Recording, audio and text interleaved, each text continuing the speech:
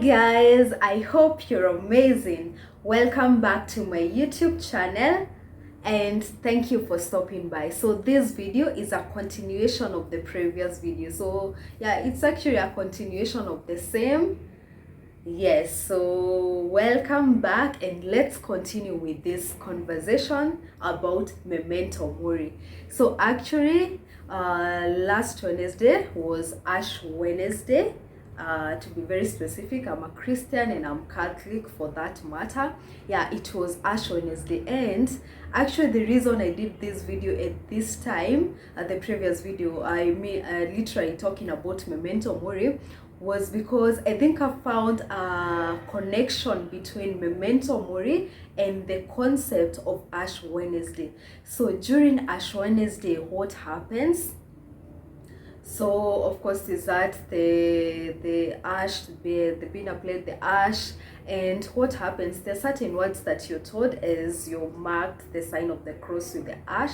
So what you're told is that remember that you will dust, and unto dust you will return. So basically it is a reminder of your own mortality, which is exactly what Memento Mori is all about. So even as a Christian, if the concept of Memento Mori still applies to you, because Ash Wednesday you're reminded that remember that you dust, and unto dust thou shalt return. So it's not a foreign concept to talk about Memento Mori, or you shouldn't even feel like, oh, this concept now. So actually even in the Bible, in the book of Psalms 90 verse 12, it talks about, so teach us to number our days that we may be present to a heart of wisdom. Yeah, so okay, this is just basically just answering to some of the questions, some of the things that you may be wondering about. Why talk about this concept of Memento Mori? Like, why should we keep thinking negative things and what? Yeah, so thinking about it is not negative, and it's not actually in the concept of Memento Mori, there's this philosopher by the name Seneca. He actually said that you're scared of dying, but tell me, is the kind of life you're living better than being dead? Yeah, Seneca challenged people, and I would like to challenge you with the same. So you're scared of dying, but is the kind of life you're living today different from being dead? If you keep asking yourself that same question, it's supposed to challenge you to evaluate your life, to sit down, think about your life, and come up with a clear picture. Am I truly living? Is the life I'm living right now better off than being dead?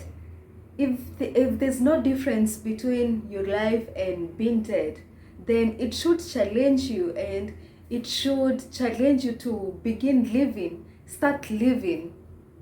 Otherwise, there's no difference between being physically dead and being a walking dead, because that is what Seneca was trying to talk about. Like, if you think about your life and there's no difference between you living, Mary, you're not even living, you're just existing. And I challenge you, stop existing and begin to live. Begin to feel life inside you. Begin to feel life basically. Don't just wake up like your routine, you're waking up, going to work, nothing, come back, without just feeling and giving out yourself. You have to feel life. And the philosophers, the Stoic, they had various habits that enabled them to fully live.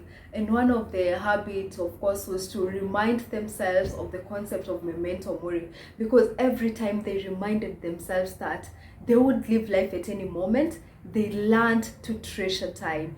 They learned to treasure every second, every moment. They actually carried a coin, and there's a coin, it has an image of a skull in the inside, and then it has like, it's a timer, a timer then at one side, and then like a flower at one side, and then the other side of the coin, it indicates remember, you could live life at any moment, and the skull basically is a reminder that today I am alive, I'm a full human, tomorrow I will not be there. Of course, and a symbol of a skull is associated with death, of course. So that was, they carried this coin to remind them of their own mortality.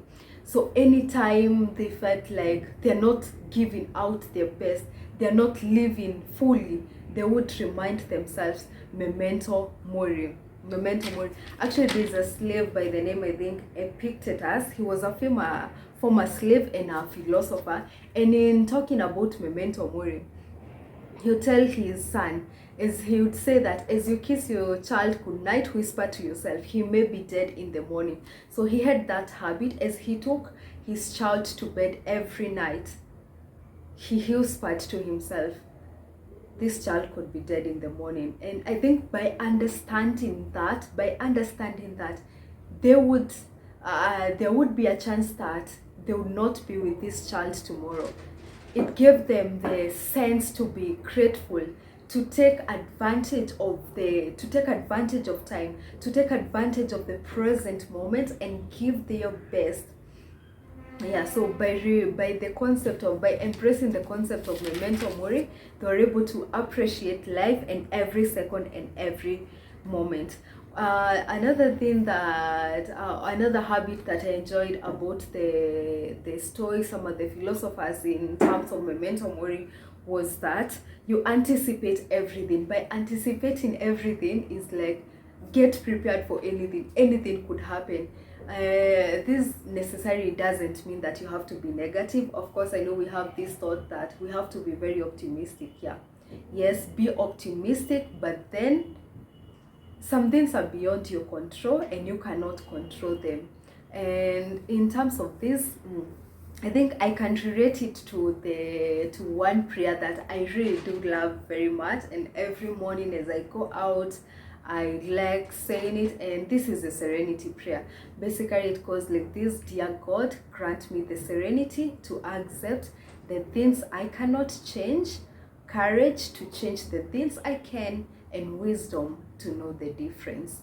So basically, it's a prayer for God to give you the courage to change the things that you can and accept those that you cannot, because basically there are things that are beyond your control, and the sooner you understand that some things are beyond your control, the more fulfilled you will be, and the more kind of fulfilling life that you will live. Yeah, because you understand some things are beyond your control and there's nothing that you can do about them. But for things that you have control over, you just need courage to go forward and change them. Yes, and then with wisdom, you're able to differentiate between those two things, what you can change and what you cannot change. Then there's another concept of the Stoics, which is Amor Fati, and basically this is train yourself to accept whatever happens. It's related to like the things you cannot control. There's some things that you cannot control. If it happens, it has happened. So the only choice you have is to just to accept. You just have to adjust. And my favorite one was that my favorite behavior and habit of the Stoics was that cherish your loved ones. Cherish them, because these are the people who are precious to you. And yeah, just give your best, be the best when you are with them, because after all, Memento Mori, if you're someone's sister, be the best sister that they could ever have. If you're someone's brother, be the best brother that they could ever have. If you're someone's child, be the best child, whether son or daughter. Give it 100%. Leave no stone unturned. Be the best daughter, be the best son. Perform your role as a child excellently. Leave nothing. Give them no regrets as to why you're their child or something. If you're a parent, be the best parent that your children could ever have. Give them the best. Simply be the best. If you're an employee, be the best worker. Give out your best. If you're an employer, be kind. Be the best employer your employees could ever have. If you're someone's spouse, be the best they could ever have. If you're someone's anything, uncle, aunt, grandchild, grandparents, everything, friend, if you're someone's friend, be the best friend that they could ever have. Because, well, you could live life at any moment, they could live life at any moment, and you do not want to regret when that happens, that you left some stones unturned. And you know, if that happens, if they live life at any moment and you are not anticipating it, you have no control over that, and the only thing that you'll do after that is amor fati, accept the situation as it comes.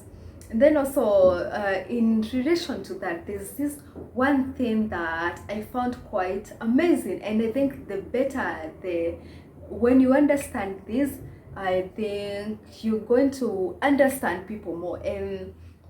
And in terms of cherishing your loved ones, someone said that these are the people who are precious to you, and you have to understand that you do not possess them. You can't assume you will have them forever. They are here on a loan. Appreciate them where you can. It makes me think of perhaps you're friends with people, and maybe you may think that you possess this. These are my friends, they owe me loyalty. These are my employees, they owe me loyalty. These are my parents, they owe me they owe me anything. These are my children, I possess them. These are my parents, they should stand with me through thick and thin. These are my relatives, they should be there for me at any time I need them. No. In cherishing your loved ones, it means that cherish the people in your life, but then understand that you do not possess them. They could go and they could leave you at any moment, and that is absolutely okay. Have no expectations, give out your best, and this will save you from a lot of disappointments, and it will help you understand that once you understand that they could leave at any moment, you do not possess them, you're able to treat them well and cherish the time that you have together. By understanding they could walk out of your life at any moment, and that is absolutely okay. If you have certain friends and perhaps you outgrow them, they outgrow you, they live out of your life, you're in a relationship, you break up and they walk out of your life, understand that it's okay. It's okay to do so. It's okay even for you to walk out of people's life. It's okay because you do not possess people and they do not possess you. Whether it's your child, whether it's your parent, whether it's your spouse, understand that you do not possess people. And in the meantime, cherish the time that you have together, and whatever the circumstances, whatever happens, whatever the outcome, amor fati. Train yourself to accept whatever happens. By practicing amor fati, you will save yourself from lots of disappointment. So I think I'm gonna wrap it up here. This has been also a long video, but this was a continuation of the Memento Mori concept.